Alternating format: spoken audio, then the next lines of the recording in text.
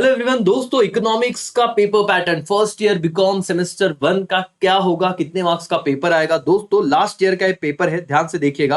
आपको करीब करीब 70 मार्क्स का पेपर इकोनॉमिक्स का आने वाला है, जो 2.5 आवर का रहेगा। टाइम आपको दिया जाएगा 2.5 घंटा।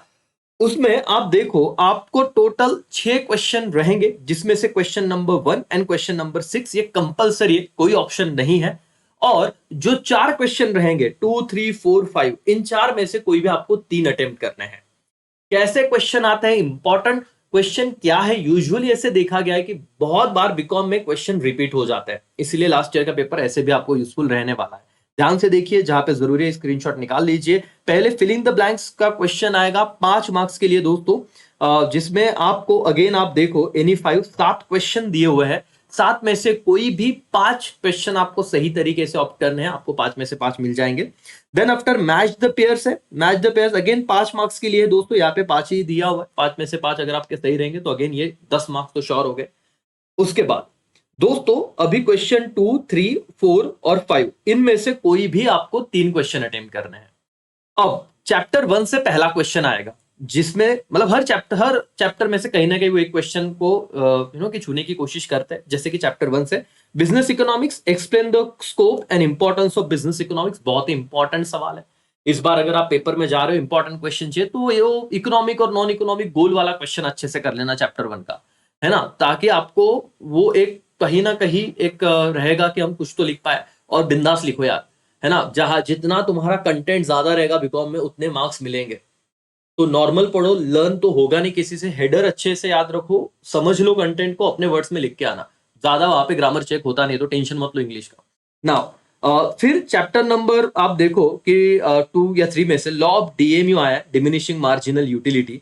दोस्तों ये तो 12वीं के बेसिस पे आप आराम से फेंक सकते थे, 15 मार्क्स का सवाल था last time.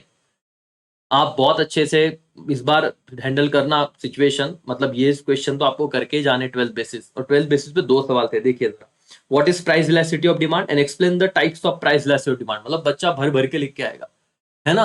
Perfectly elastic demand, perfectly inelastic demand, unitary demand, उसके बाद रिलेटिवली इलास्टिक, रिलेटिवली इनइलास्टिक। अगर आप 12th का लेक्चर भी मेरा देख लो, ये वाला सवाल तो ऐसे ही खत्म हो जाएगा। चैप्टर 3 में से ये क्वेश्चन है। फिर आपको दिखेगा law of variable proportion. Yes दोस्तों, law of variable proportion chapter 4 का सवाल है दोस्तों ये, जो शॉर्ट रन में यूजुअली हम देखते हैं लॉ ऑफ वेरिएबल प्रोपोर्शन, है ना। लॉन्ग रन का law of return to scale है, जो सीए करने वाले बच्चे उनके लिए आसान होगा। मैंने ऑलरेडी यूट्यूब पे सीए वाले बच्चों के लिए लॉ ऑफ वेरिएबल प्रोपोर्शन की पोस्ट करके रखा हुआ है, जहां पे अगर आपको याद होगा तो टोटल प्रोडक्ट, एवरेज प्रोडक्ट और मार्जिनल प्रोडक्ट करके था। 3 फेजेस में अब देखते हैं, increasing return, decreasing return, constant return, ऐसे कुछ तो आपको दिख जाएगा, नेगेटिव रिटर्न वगैरह। तो इनमें से कोई भी आपको 3 सवाल आपको दोस्तों ऑप्ट करने हैं, पेपर भी वैसे ही आएगा। और मेरे हिसाब से आपको इंपॉर्टेंस क्वेश्चन सर और मैडम, मैं ट्राई करूंगा एक वीडियो बनाऊं इंपॉर्टेंट क्वेश्चन से लेके, लेकिन पहले पेपर पैटर्न देख लो। ये क्वेश्चन भी करना, शायद इसमें से रिपीट हो जाए। और फिर ये कंपलसरी क्वेश्चन नंबर 6, कोई भी 3 शॉर्ट नोट्स लिखनी है, 5 मार्क्स की एक। जैसे ग्राफ, कंज्यूमर सरप्लस, मैंने ऑलरेडी बताया था। कंज्यूमर कितना एक्सपेक्ट कर रहा है, कंज्यूमर किसी चीज को देने, कोई चीज के लिए 1000 रुपया देने के लिए रेडी है, लेकिन वो चीज उसे 700 रुपए में मिल गई। तो 300 रुपया, मतलब 1000 देने के लिए रेडी था लेकिन 700 में मिल गया, तो वो कितने चीज के लिए रेडी था, विलिंग टू पे था 1000, और कितना एक्चुअली पेड किया 700। तो ये 300 रुपया जो वो उसका बच गया, दिस कंज्यूमर सरप्लस। ठीक है। डिटर्मिनेंट्स ऑफ सप्लाई 12वीं जैसा क्वेश्चन है दोस्तों, क्या क्या है तो भाई कॉस्ट ऑफ प्रोडक्शन हो गया, प्राइस हो गया, एंड सो ऑन, बहुत सारे फैक्टर।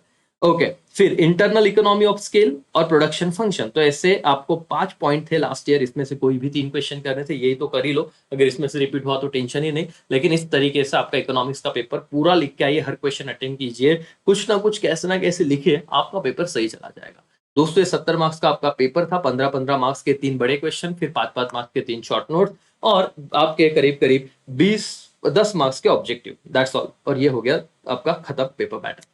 चलो, thank you so much, all the best, अच्छे पेपर लिखना, बाय, टेक केयर, जय हिंद, जय भारत।